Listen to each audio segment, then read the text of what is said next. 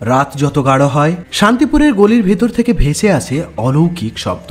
অমাবস্যার রাতে নাকি মা নিজে ঘোরেন মন্দির প্রাঙ্গণে। এই সেই 400 বছরের পুরনো অলৌকিক শক্তিপীঠ বামা কালী মন্দির। তান্ত্রিক সাধক বামদেব ভট্টাচার্য এক রাতে স্বপ্নে দর্শন পান এক অগ্নিময় মাতৃরূপের, যার হাতে খড়গ, চোখে করুণা। তার কণ্ঠেই ছিল নির্দেশ, আমি বামা রূপে থাকবো তোমার রক্ষা করতে। সেই থেকে এই দেবী নাম পান বামা কালী, অর্থাৎ মা করুণা ও রক্ষা করার শক্তি। লোককথা আছে, একবার এক দস্যু এখানে আশ্রয় নিয়েছিল। সে প্রার্থনা করতেই পুরো মন্দিরে আগুন লাগে, কিন্তু মা আর দস্যুকে ছোঁয়নি আগুনের শিখা। তখন থেকেই মানুষ বিশ্বাস করেন যে বামা কালীকে ডাকে তার বিপদে মা নিজেই ঢাল হয়ে দাঁড়ান।